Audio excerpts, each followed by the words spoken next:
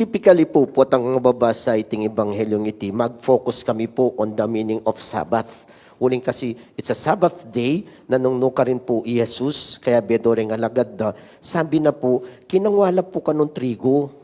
Tapon ito pang translation, ligusan do keng karelang gamat, tsaka do pengan, din kaya alagad. Apansinan da po rin pariseo, sabi na, ot kanugewa data. So, impong buri kong di ng tampansin is the first part of the gospel. Detang kinangwalan trigo, the grain of wheat, nga na po kaya katamo, at aliwa na po itang sabat, uling gasgas ne po paneta, nandaramdaman yung tungkol kay sabat, yung sabat, para yakaren tao, yung sabat, anong nukarin na doon na ng Diyos, maging gawat ang mayap, na against po, kaya pananood na rin Hudyo, uling para po ka rin ang sabat, totally no work. O yan po yung panalawedan po. Pero on the first part po yung gospel, the grain of wheat na karelang kingwa. Itatang ko po kasi mag-obraya ken Department of Agriculture kanita. Ngayon po retarded ne. Retired ne po. Kita pong kanyang anak kami po, ating kayong pupuntalan na may itong opisina na ng Department of Agriculture kaya po king Nevaisia Ausan de pong Rice Research Training Center. Miyasay ni tatang po ka rin na po pasyal kami, dadala na kaya punta ka rin, putang Christmas party, damakyabe kami. Ngayon po, inaus na niya pong pill rice. Ini pong rugalayti. Ita pong pill rice, at niya pong tutok yan na, bala mo moto, o sasabihan na po, bala mo, yung peka, prinsipyong gagawan da, na mag-motivate ka rela, kareng darap tanda. Pill rice po ngayon api pa mo rin din mag-research no sano ing masanting para kareng keng abias tunan pong the good variety of rice nga na po. Atin la po moto, yung po balo no moto, yung philosophy, tutukyan da. Nga na po, bawat butil ay mahalaga. Bawat butil, buhay at pag-asa ay dala. Santing na po, bawat butil ay mahalaga. Bawat butil, buhay at pag-asa ay dala. So, nung lawentaya po ito, simple at, nung pong lawentaya, simple rice, makaniting panlalawedo. Di sana makanya mo naman karen tao. Bawat tao ay mahalaga. Bawat tao ay buhay at pag-asa ay dala.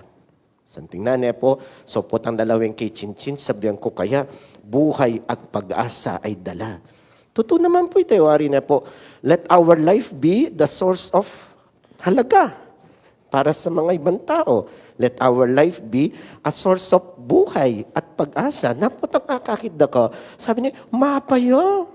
Keng dena sana kimbieno, kasalisin ng ene. Wari na po. And they become the source of inspiration. Kasakit naman nata. Andyan numano kayo, na maging inspirasyon ng sabihan daw, hanggang ini ba naman babayaruya pa? Pangapat na niyan, at tinyangating anak karim. Yun not an inspiration. Pero por sabihan mo, ay rugo nga na, labiyang adwa anak. Ako naman po sabihan, Elian po. Labiyang adwa anak. Potang kayo na, no? Rin labing adwa, college graduate langan.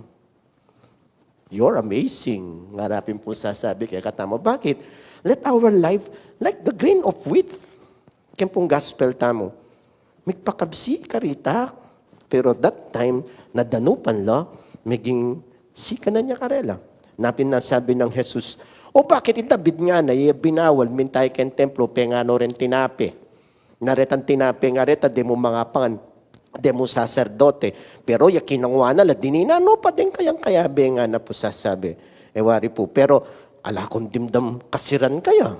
Oo, din kayabe ko, trigo laro ko rin kingwaray na marating trigo, potong kay atwan yung agad, uli na ng malating trigo.